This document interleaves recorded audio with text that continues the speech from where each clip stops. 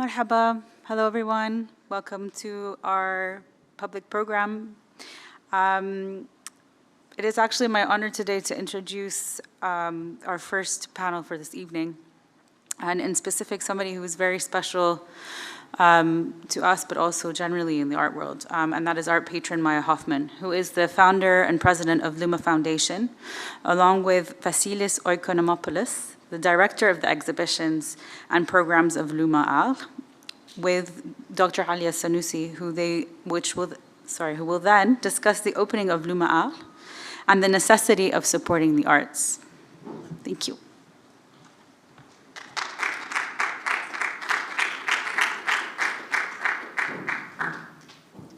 Good evening, and apologies for a little bit of a late start. I think we've all encountered some epic Riyadh traffic today, so all of us are a little bit just kind of amazed by the kind of epic scope of this city and really addressing a topic that, you know, is very much nascent here in terms of what we think of as support for the arts and institutional support, but also private support, and the ways in which they work together.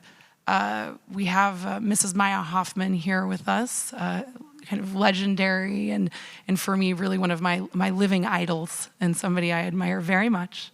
And a dear friend of Saudi Arabia and of mine for many years, Vassilis Oikonomopoulos. I'm very proud of myself for that. And Vassilis has a long history here in Saudi. Well, long in the sense that everything here is on such warp speed that Vassilis, having curated a show 2139 at the Saudi Art Council, for the Saudi Art Council, you know, kind of in the pre-COVID era, and having spent several months here and several visits and coming back here and working closely with the artists has been a wonderful thing for me to see from his time at Tate Modern. And now, as the kind of very closely with Maya at Luma Arl. So I think, you know, the kind of first questions I want to say is, you know, for Maya, supporting the arts was something embedded in you. I mean, we almost can say genetically, but really growing up in that way. But and you have started your own foundation, but you also support others. And I think that's a really interesting combination, because so often we see somebody saying, okay, I'm just gonna start my own and that's gonna be my focus, or I'm not, and I'm gonna support what already exists. How do you balance that, and how do you think of it in your own philosophy? Good evening. Thank you, Alia. Thank you for inviting us. Yeah, this question is, if you have 2 hours, I can start to tell you. I mean, embedded, is it embedded? I don't think it's embedded, because otherwise it would be embedded in my siblings too, or it would be embedded. It is just a choice that you make at some point. The language of art, and more to say the language of artists, is really a language that is talking to me. The language, I'm going out of the artist's view. I'm not going out of the collector's view.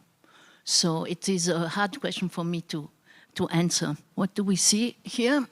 Ah, Frank Gehry. Okay. I started early because I was called by my grandmother as the only grandchild on our side of the family, so this is embedded, of course, to participate in the family collection that she established after her husband died. It's called the Maja Hoffman Foundation. And I was only 21 when she called me as an observer, and I was learning. So it helped me to learn really about what other artists. So I didn't need really to have consultants coming and to guide me in my collecting. I really had it directly from the artists and directly from curators and directors of institutions. So this was all very, very interesting. I don't like the word outgrow, but there came a moment where I really wanted to do my own, because I recognized that to do projects may be more interesting than to just collect things that are already existing. Because I recognize some need for myself that I was feeling the world was also needing, and this is more of a community effort that you want to build, you want to have an impact, you want to support projects that matter. There are many ways of speaking about it. There are a few examples behind of what we did, but where Alia is really right, and what I would really stress very much is that I don't only do my own work or my own museum or my own collection. I continue to associate with other institutions. I continue to associate with artists. If they come to see me and they say, we would like to work with you, your foundation, this time the Luma Foundation, then I try to make it happen. So the main definition of my work is try to make things happen that maybe would not exist if I was not involved a little. Sometimes it needs only a little, and sometimes you need to take over a big load. So last year we opened, for the first time, because I have a space in Zurich too. The Luma Foundation has a space in Zurich where we've been showing for numerous years.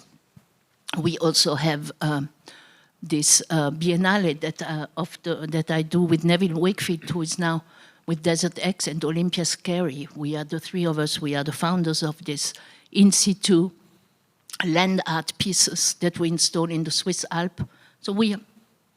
But Arles is really the place, Arles is the place where I wanted to experiment and put a bigger team on, which Vassilis is heading the program now, and the artistic program of this foundation. And in the Arles. places that you've just mentioned, so Arles, for example, is somewhere that it holds a very dear place to your heart. And of course, elevation, being in the mountains and being in Gstaad and St. Moritz, and very much about the land. I think perhaps you and Vassilis can talk a little bit about Luma Arles as as a place, as itself, as the ecology of the place, and it's your father's work and you growing up there was a very important part then of also informing what you're doing. And of course, the home of Van Gogh. I mean, there's so many.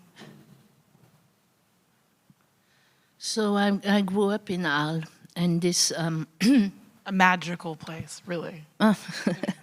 yeah, it's a small town, but it's a town with a huge past in the Roman Empire, because it's one of the biggest amphitheaters of the Roman times, at least outside of Italy. And it has also a vast territory that is a natural reserve. And yes, my father was influential at making this reserve happen, but it's a national reserve. I mean, a preserve, I think you say in English, huh? That was the French word. So this land, when I say national, it's like the ABCD of the public-private relationships that really can make a change in a country, right? And so I'm as much interested in the environment and the ecosystem than I am in the art. And I always wanted to put in adequation, or to put the language of art or of the artists to speak about the environment, because it's probably, it's surely the biggest issue that we have to face right now. So, of course, all this also includes human rights, and this is the third pillar of my foundation. I try to be ethical, and and this is why with art you can really achieve this, because the artists understand really what ethics are, more probably than the business world or than any other preoccupation that people can have. So it becomes also political. The south of France is a good place because you can still say whatever you want and whatever you think. Then you can see the results or not. And so in the opening program, Vassilis, you, of course, were intimately involved in that. How were you able to bring these pillars together and I think have that conversation with the artists that they were responding to, Maya's vision, the vision of this place and the place itself? I think the important parameter in thinking the overall system of art is the level of involvement of numerous people and the years that it takes to make something so transformative. There's many people who worked for a number of years from the beginning of the foundation, of the establishment of the foundation, maybe around 20 years ago, all the way until now and in the future, that established the basis for making the most visionary projects possible. Established the space where ideas could be discussed in the more kind of like open way, and not only ideas, but also ways of making things manifest, ways of realizing artworks that could not be realized elsewhere.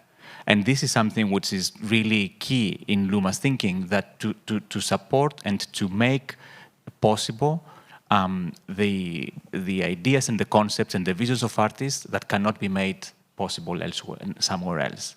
And this is something which has been going on for a long time and has taken numerous manifestations, numerous ways of realizing it.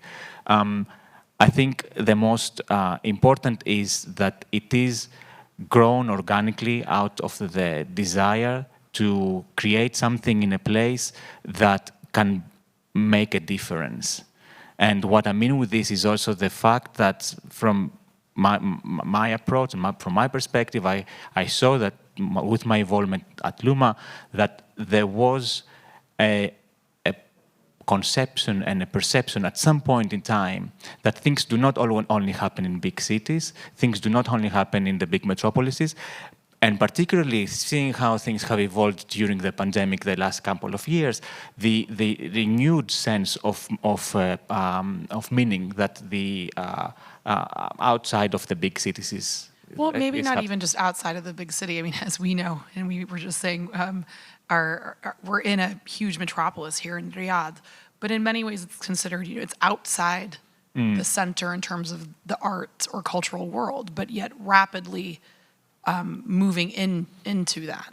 And so from your past experience, having worked here with a number of Saudi artists and your work on 2139, it was almost like working in the periphery.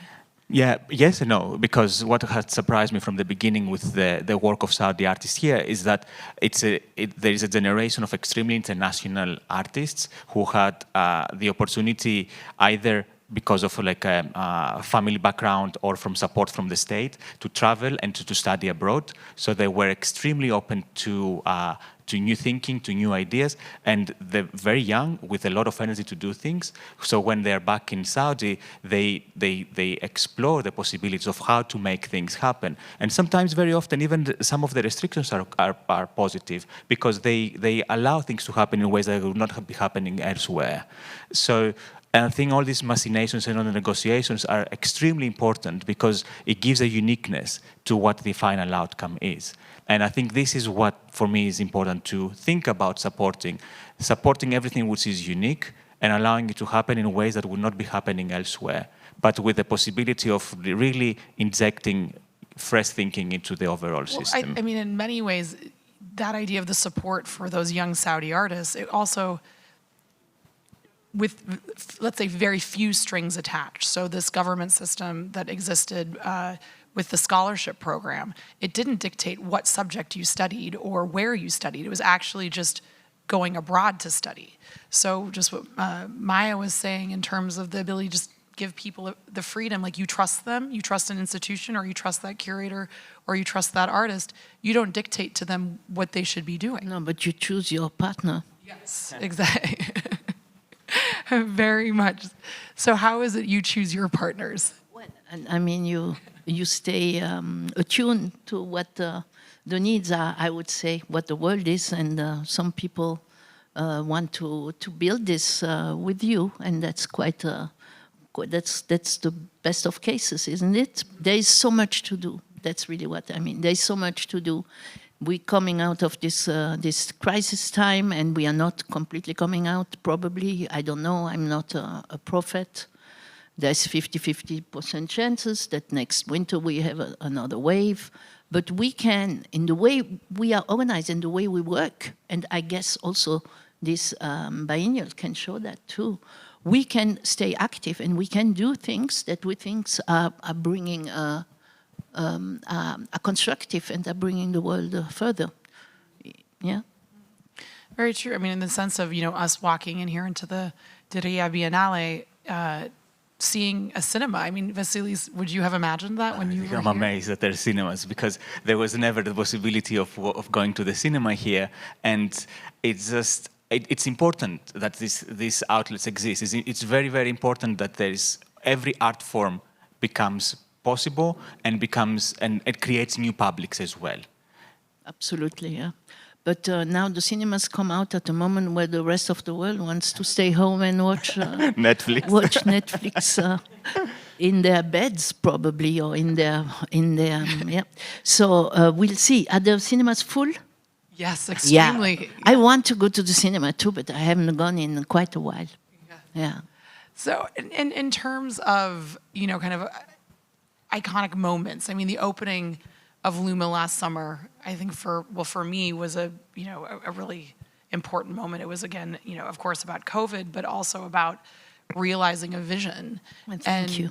And not for anything, but I mean, it was also battling to have that vision. I mean, you had to do a lot, and here we are in the context of Saudi Arabia that also has had to overcome much prejudice and much animosity, and has just really illustrated, and I think especially with Phil Tinari's show that we're seeing here, Feeling the Stones, that you can make that happen and you can really change people's hearts and minds and show them with quality and with really great art, you can do that. How did that feel to you to have that moment? And I mean, to be, and maybe perhaps not go over the most difficult moments, but the happiest ones. And it's the most stressful ones. But it's just the beginning. So yeah, we finished open. Actually, we were open for the 10 past years. It's just that we were opening one new building every year.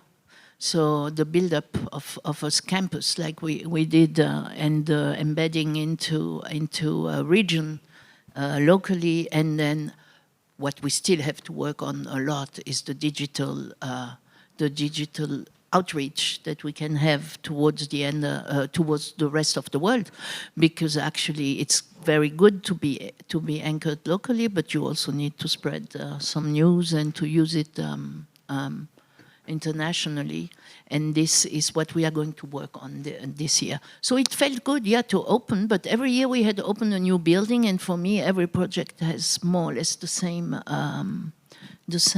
magic. Yeah, but now this year we spoke more about it, and we marked this past year we marked the moment, because it was also Frank Gehry, the architect, wanted me to open fast because we were 1 year delayed. So we actually had chosen to open later. But in reality, I opened for him because he really wanted it, because the project was arrived at an end for the tower and for this. And it was a great moment, yes, to open this tower. And if I may add to this, what you said, that every year a new building was being opened, actually every year a new exhibition or many exhibitions were opened that were supported by Luma Foundation in different institutions as well. And that's important because the support is also the collaborations. The network is also like the people that you work with, which are part of a larger ecosystem of making where exhibitions are happening, where events are happening, where conversations are taking place, and that is a continuous exchange, and that is a continuous step towards keeping you active and alive, always entwined and connected to what is happening around the world, which is very, very important for the exchange, for the sharing. For over 10 years and 15 years, we also worked on the program with Hans Ulrich, whom I saw arrive. I think I don't see very Hans-Ulrich Obrist. We had a few other consultants. Tom Eccles, I know, is in Saudi, but I didn't see him. He is. Ah, right. Hi. And other consultants. And now we are really arriving, and we are just building out a team that is dedicated to stay locally. But we definitely need also the. And I think what's so interesting the about other. that is that, I mean, both, Tom and Hans-Ulrich have other roles at other institutions, but the ability to understand that they don't need to solely be at Luma, I think is, something also equally important. And what, my first question to you about creating your own foundation, but also supporting others. I mean, that's something that's incredibly important to you. I mean, not just that, everyone's just at Luma in Arles or in Switzerland. And how did you come about to realizing that was something important? Because most of the time people say, I want you to come work for me. It's collaborations. I think if you grow up in a place that you observe the birds all the time, it's difficult to think that people are also not like birds. and you can have them all in the same place all the time. I love that. That analogy is really gonna. I think especially in the context of Saudi, where that is, something. Of course, there are people who are embedded in institutions, but at the same time, it can be transient, or it can be so many different government institutions. How can we find a way for them to collaborate with each other? So in some ways, like Luma, finding that collaboration, incredibly important. I mean, you've probably had to deal with a lot of government institutions and cultural moments. How have you been able to navigate that?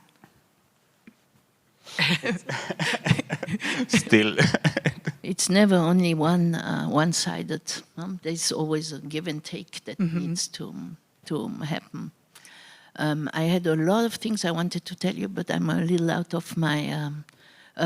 So the projects are really, because you were, I think, wanting me to speak about collecting, and I was also just already defending me from talking about collecting, like to more say that, if I collect something, it's really projects, maybe, right?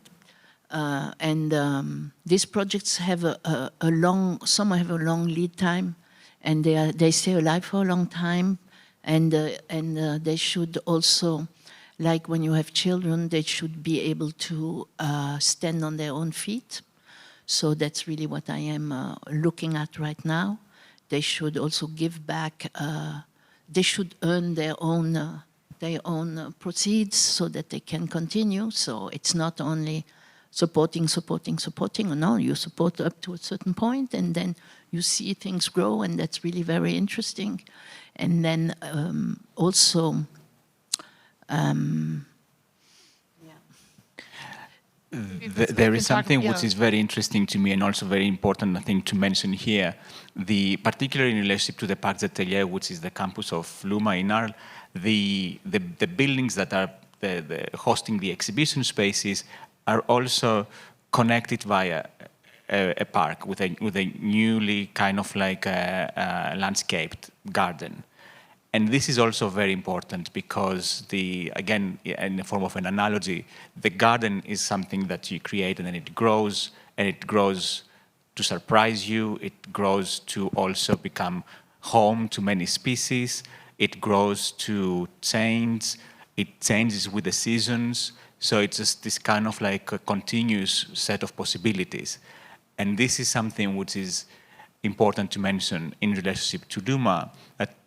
Luma is thinking, and I'm sorry to speak for you, but I think also you're thinking as a continuous way of exploring the set of possibilities which are can be created, can be manifested. Yeah, no, it's absolutely, and we are hosting artist residencies, not on a huge, not many of them right now, because we believe in building up something organically. And this is really also from observing the ecosystems and what's possible in Arles. You were speaking about Van Gogh and all of this. We have projects relating to also the past of the history, not the past, the history of Arles.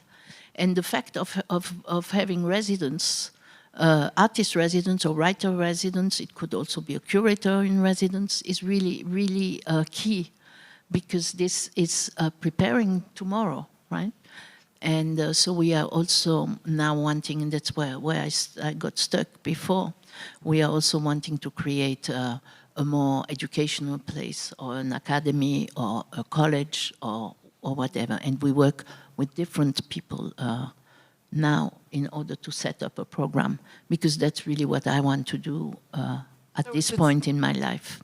So it's its own ecosystem. And I think what's so interesting and about what you've done is the level of sophistication of making something that, if done less well, would almost be an entertainment complex, right? You have a restaurant, you have, programming, and, but... Have that too. Yes, but that's an incredibly important part of the culture here in Saudi Arabia also, is that, there's a very deep food culture, hospitality culture. You're greeted with Saudi coffee when you arrive, and dates.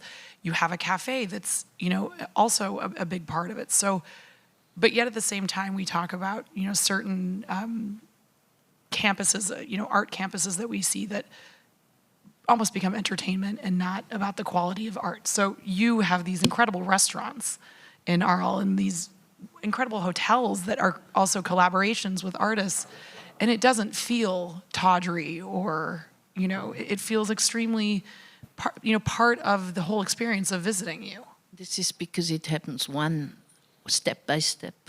I think we don't do anything in order to communicate things that don't exist. We just take something, we transform it, and it becomes interesting, I would say. Yeah, people love the place. Hospitality is one of the bases of our program, because we also speak about, about migrations. If we speak about migration, we have to speak about hospitality, be it good hospitality or bad hospitality or no hospitality, the fear of the stranger, all this we really speak about. So we have been organizing conferences, but we also have another program that is very much rooted in ecology, which brings together the design with ecology, or with the mapping of the region in which we are. This is also a program that has been pointing out that hospitality is key because of local. You want to say something else? Absolutely. I think one of the programs that has been established in Al for going now for 6 years, I think, is a branch of the overall program of artistic production called Atelier Luma, and it's a research laboratory into material and material that comes from the region, and how to reappropriate, reuse waste from other industries, from other local industries, or how to transform organic material that you don't consider using in a specific way into something else. For example, algae, which you see here, this is processing algae, which then becomes a kind of bioplastic, which you can 3D print, but also salt from the saline, from the salination area of near Arles, which eventually becomes part of the construction of the buildings. And there's a showcase of this in the entire, throughout the floors of the Gehry Tower. One of the walls is cladded in these salt panels, which is incredible. Totally incredible. One of the most incredible features. Also concrete with salt, which has been a unique product of Atelier Luma. Actually, nobody wanted to do this salt wall, but it's still standing since June. But and it looks spectacular. Even and if it's people alive. touch it and lick all the time. But we were also quite stunned to see how much the artists, the real, and not only the designers, each time they come and they see the Atelier Luma and the materials, it opens a whole other way of thinking about what you can do in terms of objects, but also the design thinking has been influencing. So there are really exchanges between the different types of visitors we are having. And the restaurant, I think, was also the Rickrit designed restaurant. I think was one of the really fascinating things. Maybe tell us a little bit about that, because I remember that wall and that feature there. Yeah. So I'll explain a little bit. So we have one of the restaurants which is part of Luma. It's the main building, part of the building of that Frank Gehry designed, which is most of it has been made with material from Atelier Luma. It was a collaboration between an artist and the research laboratory in the design material, and the walls, some of the walls have been cladded with a material that looks like stone or marble, but in reality is rice from the rice fields near Arles. We have produced a monumental tapestry with one of the oldest fabricators in France of wool tapestries, which has been dyed with organic pigments from flowers of the region. Stones from the local quarries, really kind of like a way of thinking what can be done with local material if we think of this material differently, and if we don't think of it only as waste or as invasive species or something that we don't want near us or something that it's far away from us. And I think this is the important thing, that particularly in art, that you're never far away from nature. The nature is really the city as well. And you are always somehow aware of nature. First of all, because in the summer it's very hot and there's many mosquitoes, but also in the winter because the wind is kind of like quite strong. But these are characteristics that make you feel connected and aware of the fact that there's a nature which is really, really important here. And then how do you kind of like use that in terms of resources in a respectful way, in an ethical way? And so the transformation of Arles, and I think, kind of getting really to the gist of it, and I think for me, what I wanted, to impart in this was how do you see yourself making that difference? It's obviously in the small things and the big things. Of course, it's building this incredible building, but it's also in the kind of everyday life and interactions. Well, we have a department at Luma now, which we call the local affairs, and we try to really note down what the changes are, in what direction. Is it a good thing? Is it not such a good thing? Everybody's speaking about the Bilbao effect because of the architect who built the Guggenheim there. But this was definitely not our aim for Arles. We just wanted to reflect what was already existing with the old and the tower of Gehry does that very well. And people started, of course, why do I speak about this now? It's because people start to talk about something they see.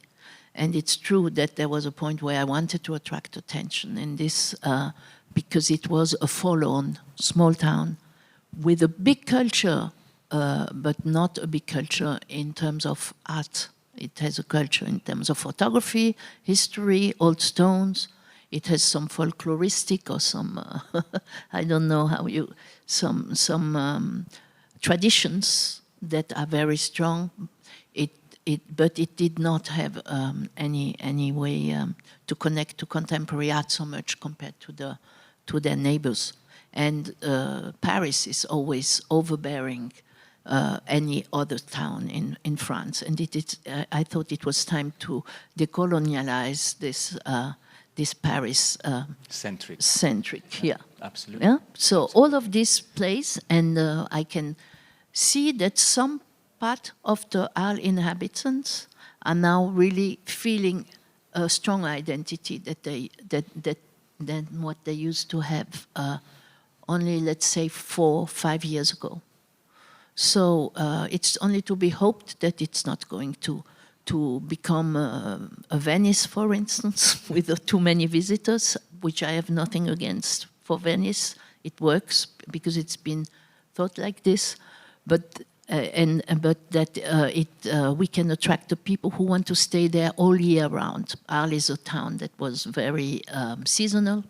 So summer, everybody wants to go there. Winter, everybody leaves, and it becomes completely forlorn, and it becomes completely saddening. But so this is starting to change. We now have the fall and the spring are already very full. Yeah, and we were needing some spaces like hotels or restaurants because nobody wanted to do them. And now, of course, we have other hotels and restaurants opening, which is a very, very good signal, in my view. And I think it's important to add to what you're saying, this idea to make things more cyclical, from the economy to the to even the relationships between cities in the region, between cities in France, to kind of like create more circularity to the whole system. I mean, I must say that the whole of the southern France is really a blessed environment. Of course, there was always the Côte d'Azur attracting a lot of visitors. Now it's lesser, and the quality of life that is found around Arles or Avignon is really something that is appealing to people right now. And I think that idea of pride in your city, you know, it's always something that it's so intangible. And I think we all have, you know, taxi cab stories in London, you know, where we all have lived or live. And, you know, I remember a cab driver taking me to the Tate Modern. He's like, oh, you like this museum? He, of course, hears my American accent, doesn't realize long-time Londoner. He's like, yeah, I've never been, but I know everyone really loves it. I'm so happy it's here. You know, so I would love for him to walk in. But the fact that he was so proud that he had this institution and he felt that it was his own, I think is an incredibly important thing for a place in a town. And, you know, something that is recreated here, we're here in the Biennale, it's free to the public, people can walk in. I think sometimes, most people do walk into the exhibition, sometimes they just go to the cafe, and that's okay. And, you know, just to have this sense of pride of the place. It's okay, but it's better if they see the exhibition. Agreed.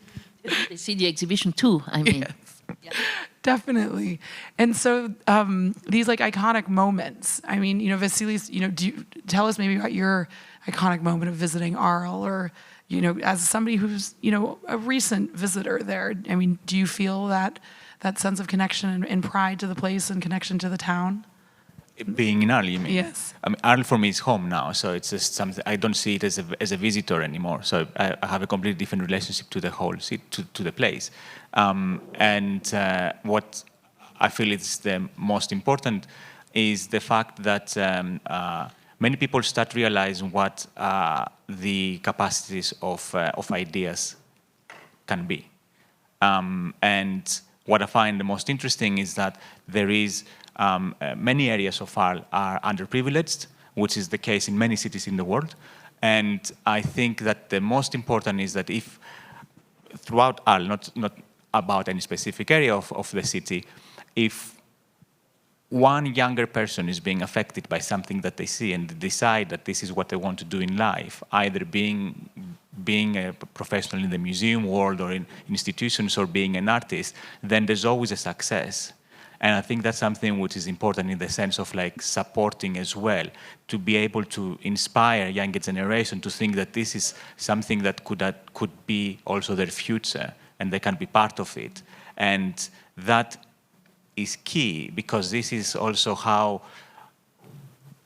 more artists will be made, more artists will be changing the way that art is happening, more people will be thinking what different they can contribute to society through their work or through their ideas.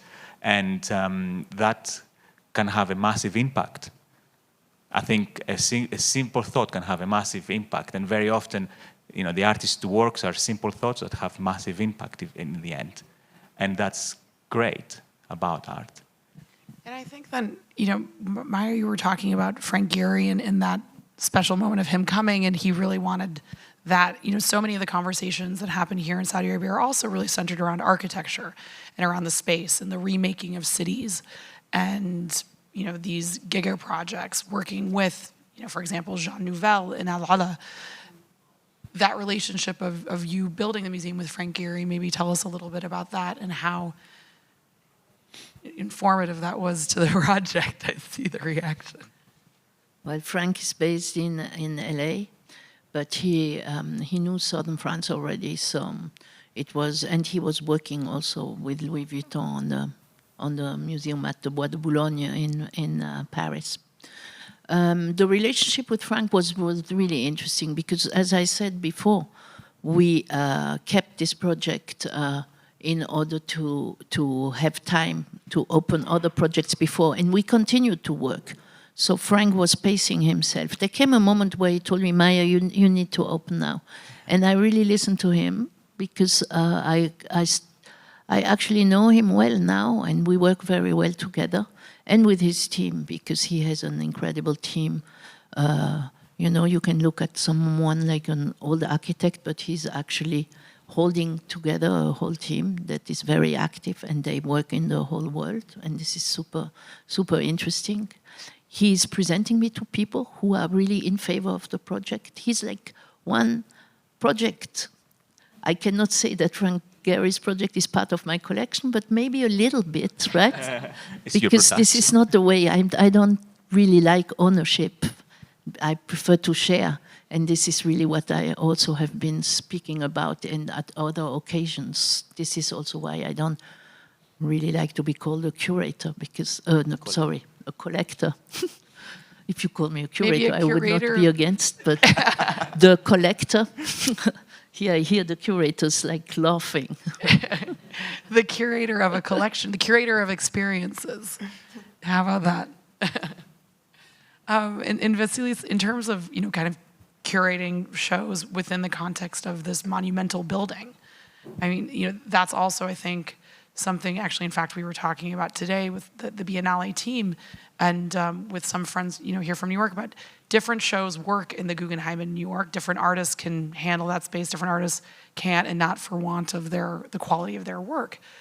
How do you approach that? We had a workshop that we were talking about yesterday that was, you know, Hans-Ulrich Oberst and Tom Eccles and Zoe Whitley talking to young artists and curators and architects, you know, how those conversations that happen, you know, amongst them and with each other, but it's also very much about the physicality of the space.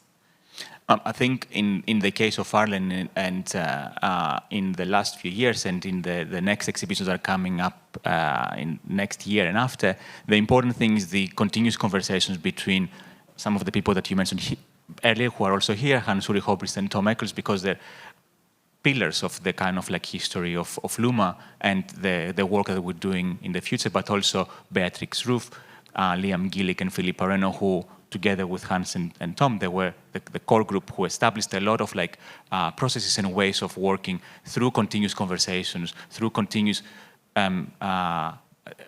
moments of spending time. And I think this is a very important thing that it's good to consider in terms of like making an institution. You're not making only a space, but you also have to make a time somehow.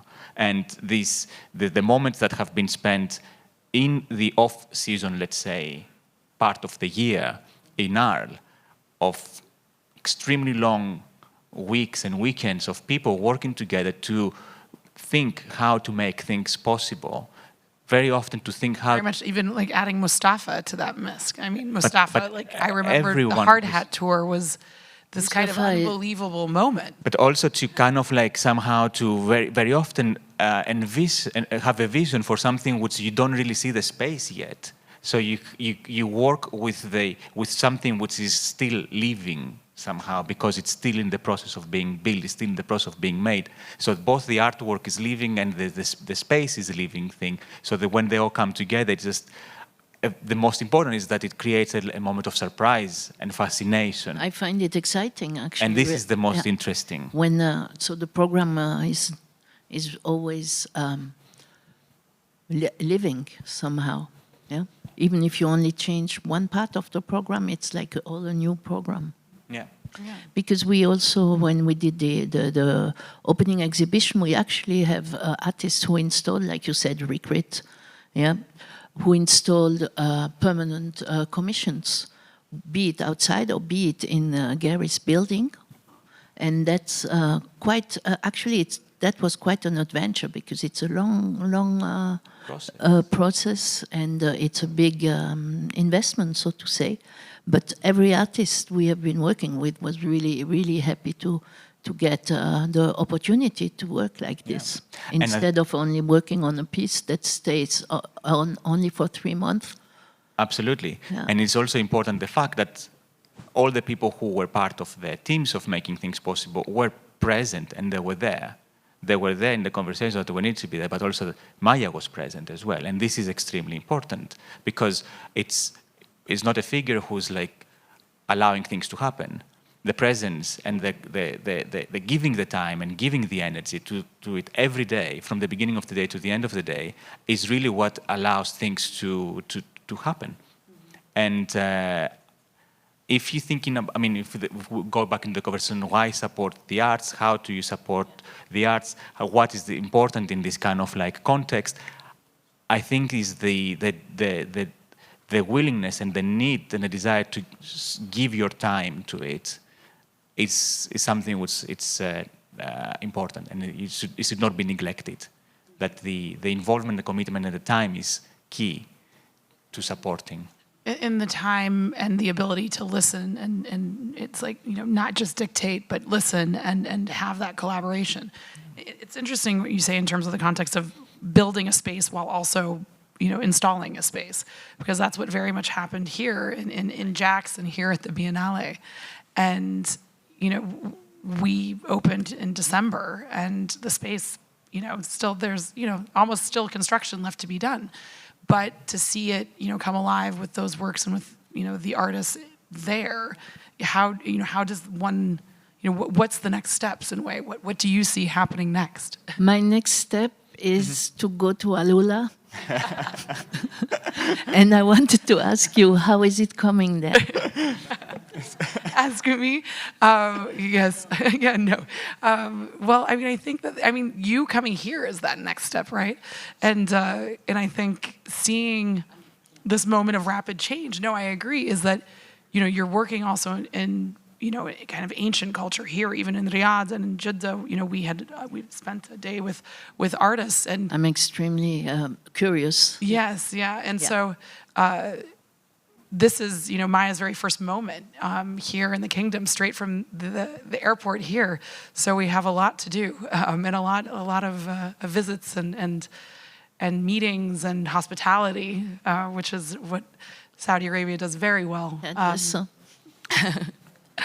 And so I think, yes, the next steps are, I think, learning, and as the saying of the Biennale goes, crossing the river by feeling the stones, and knowing, but not knowing what comes next, but knowing what comes next is coming next, that there is forward movement and progress.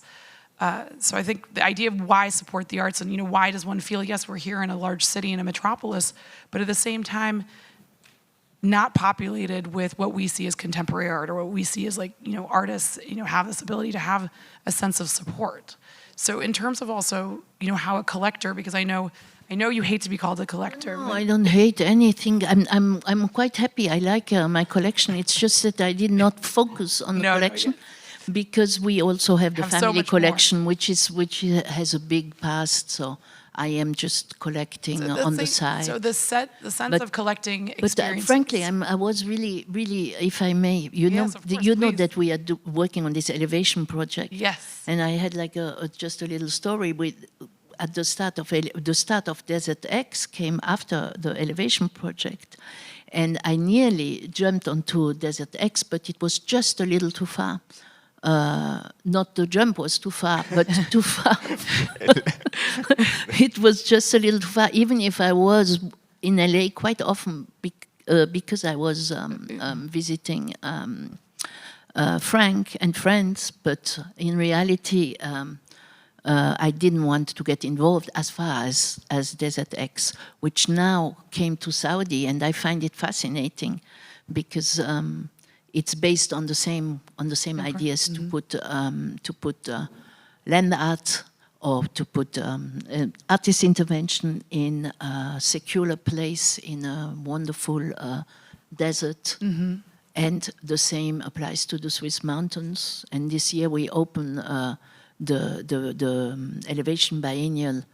It's not a biennial anymore because of COVID, but the elevation iteration in 2 places in the Swiss mountains. So it becomes a little more global too, and so that it can become eventually a public-private initiative, which I think is really what's important, because the support would be more given, and then the whole project will stand more chance to stand on its own. To continue. Sorry. So No, I no, just no. it was Yes, because no. it's Well, I part think of the idea of collecting public art, too. well, Because collecting and the idea of public art and art in the mountains. I mean, that's. I mean, I have been to visit every iteration of Elevation, and with many people here in the audience, and actually many Saudis in the past. And this idea of just like happening upon something, you know, that's a very different thing than going to visit something. I think it's important, like, for instance, I was asked in Gstaad, because we speak about this now, to support a project to build another big museum for Gstaad, or a concert hall with artistic activities. And the local population did not want it at all. As it happened at the same time, then I was working on art, I was very interested in understanding what it meant. And in reality, I thought, I'm going to quit this big project, this mega project, and I want to start something which is showing that art can change the environment in which it is. And this is how Elevation really got born, in order to populate, it's maybe not the right word, but to seed some art in these valleys, that in case a museum would come, we would have a real environment for it, or a real ecosystem. So I'm quite happy with Elevation, and I think we should continue it, even if the fact that we are dependent on other funds and things, because I wanted it to stand by itself, is difficult. Even with this, I think by getting some more global support from the government or from other people, it can really stand better, because it's important work to show that with artist installations in the nature, in situ, you can change things. And you know, you see this community, you know, these communities in Switzerland that do have deep connections to art. And there are many collectors in these communities, but yet not necessarily cultural hubs. So the idea of bringing Elevation that in some ways is temporary, but in other ways is not. I mean, how do you then navigate the conversations that you have with very local populations? Because, for example, in where you're talking about in Al Ula, there's, you know, a very old and very local community that now have Desert X. And in Elevation, you have, you know, a very local Swiss farming and other agricultural community. So how do they react in Al Ula? I think at the beginning, I'll remember speaking to some of the local teams. They really just didn't understand what they were seeing, but they were amused. And now they seem genuinely excited. Yeah. I think, is that accurate? No, it can be the same in Gstaad, but there are different communities in Gstaad. They are the farmers, but they are also the rich people who come and who have houses since generations, right? And yeah, the discussion is interesting. Many people think if we are a sports skiing resort, we don't need art, but the same people don't really want to accept that there is no more snow in the Swiss mountains. So instead we go see art. And, you know, just a little bit to touch on that subject and not to veer away too much, but I do want to talk a little bit about collecting, because one of my main kind of passions to encourage here in Saudi is also somebody who, you know, I work, besides my work with the Ministry of Culture and the Biennale Foundation, is with Art Basel. And I do deeply believe in the gallery system. And I believe, and as you, yes, and I know we share that belief, and somebody who has a very strong connection to Basel yourself, that is one thing that is, you know, yet to happen here. And of course, it can't be something government mandated.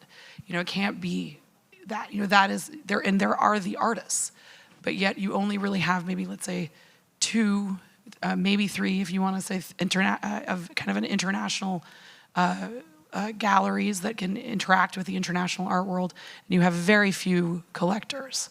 So how does one encourage that in the context of having artists and having now a world-class Biennale and having, you know, museums that are being built and Desert X and all these things? How do you have those conversations? Do you mean how do you make Make a collector. an art fair happen How do you make in someone Saudi? collect art? How do you make the Saudi Art Basel happen? No, or how do you make no? That is, I think, several years away. Yeah, But no, that's- how do yeah. you make someone a collector? Yeah. Well, I think people. I think you can be a collector of historic objects. It's a wonderful collection, but how do you make a contemporary art collector? There was a time where I was interested, and the contemporary art, like in the 80s or 90s, was shouting and quite ugly. I never really accepted the definition of art like being only an aestheticism or beauty. So I was quite interested in always in the political aspect of it, to tell you the truth. So if I would be Saudi now, if I would be allowed to, I would collect young Saudi artists, definitely. And I'm really curious to see what is present. So I'm very curious to see this because there was not much opportunity for me to see it outside. With Vassilis, we speak because he's been curating here and he's been traveling also in other places in the Middle East. And I find this super interesting, and it's a department of art or contemporary art that I don't know much. I've been traveling in other countries of the Gulf, but I never came here. And just the size of the country is incredible. So there must be people who think like artists here. And I would think if you are from here, it would be great to protect that asset for the future. I think there's everybody's a collector on everyday basis. So everybody's collecting something somehow. Like people might be collecting books, might be collecting clothes, they might be collecting encounters, they might be collecting information, conversations, anything. So the idea is, how do you make people interested in what artists have to say? And the only way to make this happen is by having artists constantly in the conversation, and by always giving space and time for artists to express themselves and actually spend time with the artists. Another way of actually empowering people towards collecting, from a country point of view, is to really have a solid, committed system of collecting yourself as a country, to give the example. Places, people have to, it's interesting that people get examples by institutions who are supported by nations, by countries, also opening up routes of exchange. There is, when I was coming here more often, I was so aware of the different residency schemes that were active all over the world, that were welcoming Saudi artists. And that is extremely important because, it allows artists to explore more different contexts, different spaces, different places, but also to allow collectors to have more conversations with artists. And I think that's something which, the more conversations there are, the more interest will be into the things that are being produced, and eventually the ideas that can be made possible. I think that's a really interesting point to kind of begin questions on, because I think that is one thing that does happen here, is that artists really are included in all those conversations. And one thing, we had been remarking with our visitors this week is that so many of the artists work at the Ministry of Culture, for example. So many, because that is their only outlet at this point. And in 5 years, that'll change, and they will have their own practices and just be in their studios. But for the moment, they really are involved in the day-to-day conversations. You have architects, actually, so many architects who are both, because it used to be that was the only maybe outlet for a creative career, is that you could go study architecture because that's something you can really do. Yeah. You can't really be an artist. So no, but I think it's very important that people constantly and consciously visit all the time artist studios to see what they're doing, to see where they have been, what they can, what they want to make. And that's essential. So that actually, Maya, what is so unusual about your kind of think tank, your advisory group, is you have two artists on it. You have Philippe Perreno and Liam Gillick. That is very unusual. Yeah, and we started really early on speaking together, and we, like in 2007 was the first meetings, or 2006 already. And I started the foundation in 2004, actually. So I very fast wanted to have some conversations with other people. Yeah, I think it's about creating the ecosystem. In that case, I'm very close to my father, who's a co-founder of the World Wildlife Fund for Nature, because he and a few others defined really what an ecosystem is, instead of only studying species, birds in that case. He would also look at what do they eat, how do they feed, all these things that seem completely normal practice today, were to be defined, and that was only in the 60s. So we're really moving fast, and I think the ecosystem of art is really the thing to defend and to engage for now, because you can create another view of what the world can be, even if it goes fast, even if now we need to act fast in terms of extinction, of loss of species, biodiversity. All this is quite linked, actually. I know it stays general, but no, I think it's an extremely an ecosystem. Okay. It's actually my favorite art world word, ecosystem. I think we have time for maybe one, maximum two questions. Are there any questions? One question from Dina Amin, the CEO of the Visual Arts Commission.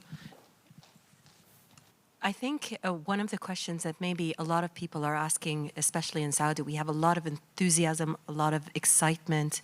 We're talking about why support the arts, but maybe the question is how. And Maya, you mentioned that you're a collector of projects. I'm looking around the room. There are some incredible supporters of the arts sitting here on all our sides. How do you decide which projects you collect? Don't give away secrets, obviously, but just, where do you begin? I think a lot of people here want to know how. I think there's a part of risk-taking, which is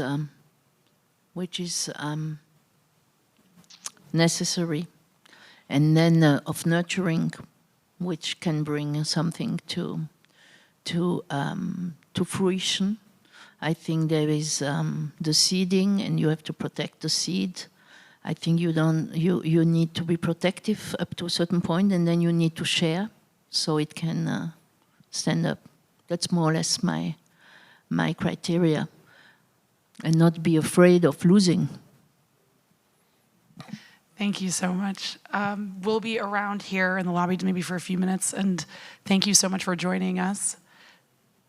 Oh, do we have time for one more question? Okay, sorry, one more. There. Thank you so much. It was really interesting to hear you. I just want to continue on the question that was asked before. How to measure success?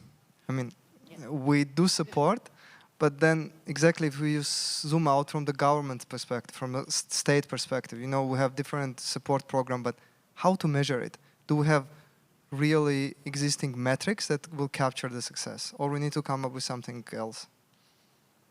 Absolutely. I ask myself this question every night, and then again in the morning. What is the definition of success? Would I say more than how to measure success? What is bringing you, this feeling that you did well is also important. I mean, it's not also important, it's actually key. Now, of course, if money is the only measure for success, then we are very far away from it at times. But as you know, the art market is thriving. So is this more success than building a spiral jetty, if you know the project, or you know, other projects that can be seen since the 60s or the 70s. What is it? It's very difficult. I agree with you. This is a very good question. So on that subject, I think that perhaps we know when success is there because it's an intangible feeling. I think I would say that Luma is an incredible success. And I couldn't tell you why or how or measure it, but congratulations. And thank you so much for being here with us, Maja Hoffman and Vassilis Oikonomopoulos. Thank you very much.